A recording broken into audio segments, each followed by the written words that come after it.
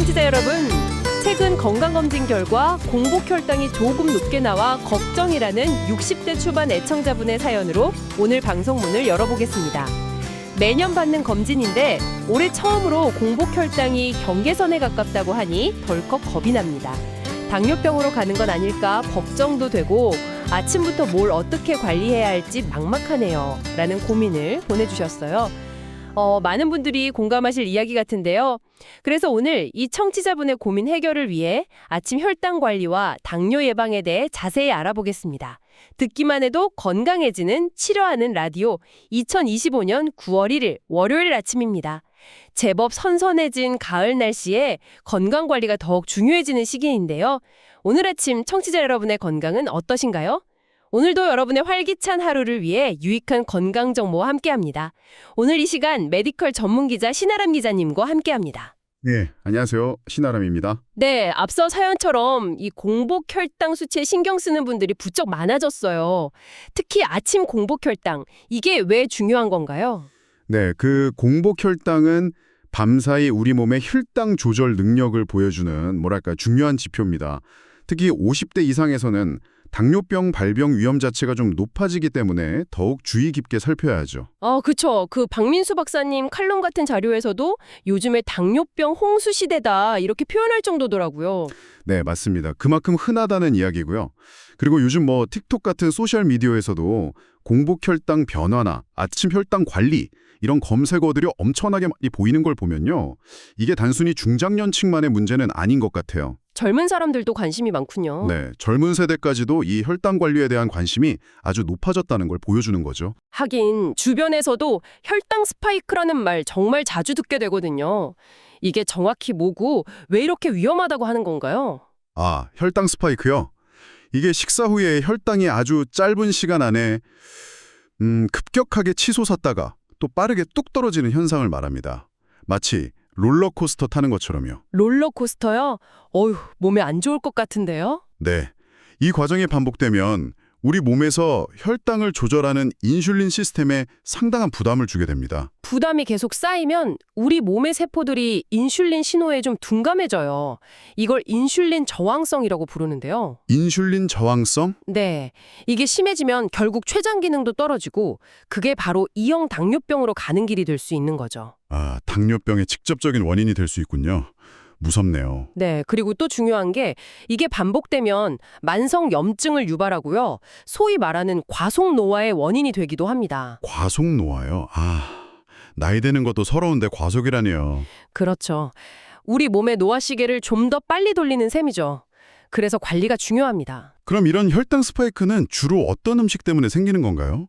좀 피해야 할 것들이 있겠죠? 아무래도 그 정제된 탄수화물과 당분이 많은 음식이 주된 원인입니다.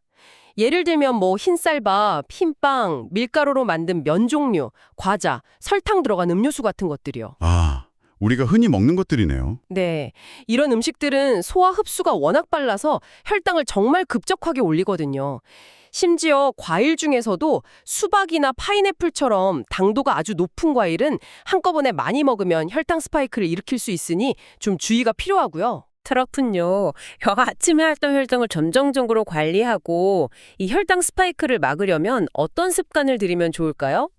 식단부터 좀 얘기해 볼까요? 네, 식단이 정말 중요하죠. 우선 아침 공복에는 미지근한 물 한 잔으로 시작하는 것이 좋습니다. 이거는 틱톡 같은 데서도 많이 나오더라고요. 네. 미지근한 물 한 잔. 이건 바로 할 수 있겠어요. 네, 밤새 부족했던 수분을 보충해주고 위장관을 부드럽게 깨워주는 효과가 있죠. 아침 식사 메뉴는요? 어떤 걸 먹는 게 좋을까요? 단백질을 꼭 챙겨 드시는 게 좋습니다. 달걀 같은 거요. 단백질은 혈당을 천천히 올리고 포만감을 오래 유지시켜줘서 아침 식사로 아주 좋습니다. 그럼 밥이나 빵 같은 탄수화물은 아예 안 먹는 게 좋나요? 아니요, 그럴 필요까지는 없고요. 탄수화물도 중요한 에너지원이니까요. 다만 종류를 바꾸는 게 중요합니다.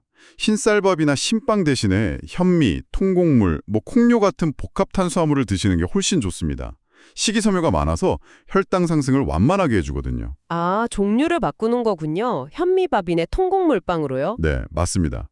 그리고 또 한 가지 팁은 식사 순서를 바꿔보는 거예요. 거꾸로 식사법이라고 하죠. 거꾸로 식사법이요? 네, 채소 반찬을 제일 먼저 드시고 그 다음에 고기나 산성 같은 단백질, 그리고 맨 마지막에 밥이나 면 같은 탄수화물을 먹는 순서입니다. 아, 채소 먼저. 네, 채소의 식이섬유가 포만감을 주고 뒤에 먹는 음식의 혈당 상승 속도를 늦춰주는 효과가 있어요. 오, 순서만 바꿔도 효과가 있다니 신기하네요. 이것도 한번 해봐야겠어요. 네, 꼭 한번 해보세요. 그리고 식단에서 또 하나 신경 쓸 게 나트륨, 그러니까 소금 섭취를 줄이는 겁니다. 나트륨이요? 이게 혈당이랑도 관련이 있나요? 직접적인 관련보다는 당뇨병이 있으신 분들은 고혈압이나 심혈관 질환 위험도 같이 높아지는 경우가 많아서요. 전반적인 혈관 건강을 위해 나트륨 관리가 필수적입니다. 아, 그렇군요. 그럼 얼마나 줄여야 하는 건가요? 그 워싱턴주 보건사회부 자료 같은 걸 보면 하루에 한 작은 티스푼, 그러니까 2300mg 미만으로 권장하고요.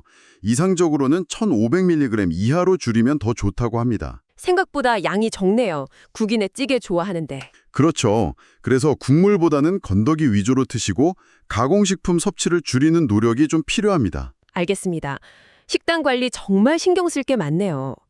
근데 식단만큼 중요한 게 또 운동이잖아요. 아침 혈당 관리에 도움이 되는 운동 습관은 어떤 게 있을까요? 네, 운동 정말 중요하죠. 꼭 거창하게 할 필요는 없고요. 아침에 한 5분 정도 가볍게 걷는 것만으로도 시작으로는 아주 좋습니다. 5분 걷기요? 네, 밤새 굳었던 몸도 풀리고 혈액순환에도 도움이 되거든요. 부담 없어서 좋네요.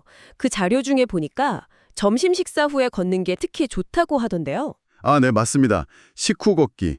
특히 점심 식사 후에 한 20분 정도 걷는 게 혈당 스파이크를 막는 데 아주 효과적이에요.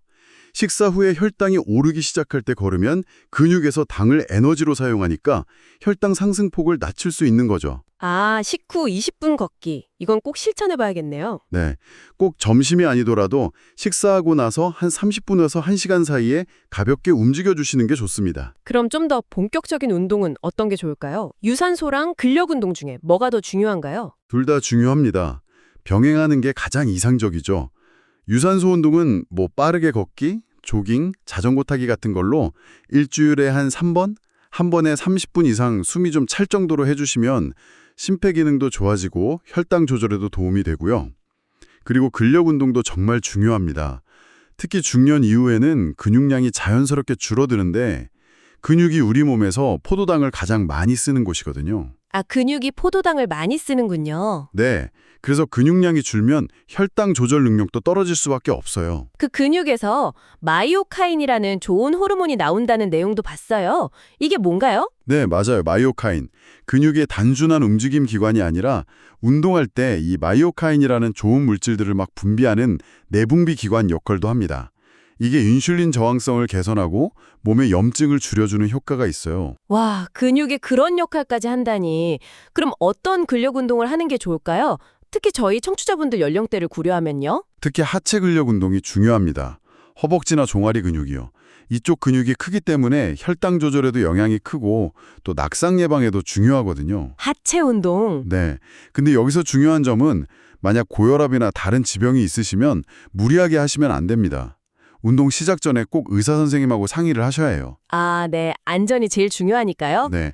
처음에는 의자에 앉았다 일어서기나 뭐 까치발 들기 같이 좀 쉬운 것부터 시작해서 점차 늘려가는 게 좋습니다. 알겠습니다. 자, 식단, 운동. 그럼 이제 마지막으로 수면 얘기를 안 할 수가 없겠네요. 잠 잘 자는 것도 혈당이랑 관련이 깊은가요? 그럼요. 아주 깊습니다. 잠을 자는 동안 우리 몸은 쉬기만 하는 게 아니라 회복하고 재정비하는 중요한 시간을 갖거든요. 특히 수면 중에 멜라토닌이라는 호르몬이 분비되는데요. 이게 강력한 항산화 작용도 하고 인슐린을 만드는 췌장세포를 보호하고 인슐린 기능을 좋게 만드는 데도 중요한 역할을 합니다. 아, 멜라토닌이요. 잠을 잘 자야 그게 잘 나온다는 거군요. 그렇죠. 잠을 잘 못 자거나 불규칙하게 자면 멜라토닌 분비가 줄고 스트레스 호르몬은 늘어나서 인슐린 저항성이 나빠질 수 있어요. 그렇군요. 그럼 얼마나 자는 게 좋은 건가요? 보통 하루에 한 7시간 정도 충분히 그리고 질 좋게 자는 것이 혈당 안정에 큰 도움이 됩니다. 질 좋게 자려면 어떻게 해야 할까요? 규칙적인 시간에 잠자리에 들고 일어나는 습관이 중요하고요. 자기 전에는 스마트폰 같은 거 좀 멀리 하시는 게 좋아요. 블루라이트 때문에요. 침실 환경도 좀 편안하게 조성하시고요. 네. 결국 보니까 건강한 식단, 규칙적인 운동, 충분한 수면, 이 세 가지가 핵심이네요. 네, 맞습니다. 건강관리의 기본 원칙이죠. 오늘 쭉 얘기를 들어보니까 단순히 혈당 낮춰야지가 아니라 우리 몸 전체 시스템을 건강하게 만드는 과정이라는 생각이 드네요. 정확합니다. 그리고 중요한 건 이걸 다 완벽하게 하려고 부담 갖지 마시고요. 오늘 말씀드린 것 중에 이건 내가 지금 바로 할 수 있겠다 싶은 작은 것 하나부터 시작해 보시는 거예요. 뭐 마이크로 습관이라고도 하죠. 내일 아침 미지근한 물 한 잔 마시기, 점심 먹고 딱 10분만 걷기, 이런 식으로요. 네, 맞아요. 작은 습관 하나하나가 모여서 건강한 미래를 만드는 거겠죠. 오늘 아침 혈당 관리와 당뇨 예방 습관에 대해 정말 유익한 말씀 많이 해주셨네요. 감사합니다. 네, 도움이 되셨기를 바랍니다. 청취자 여러분, 오늘 알려드린 내용 중에 이건 나도 한번 시작해볼까? 하는 것이 있으셨나요? 작은 실천 하나가 내일의 건강을 바꿀 수 있습니다. 저희 치료하는 라디오는 내일 아침 7시에도 더욱 유익한 건강 정보로 돌아오겠습니다. 오늘 하루도 건강하고 활기차게 보내시길 바랍니다. 고맙습니다.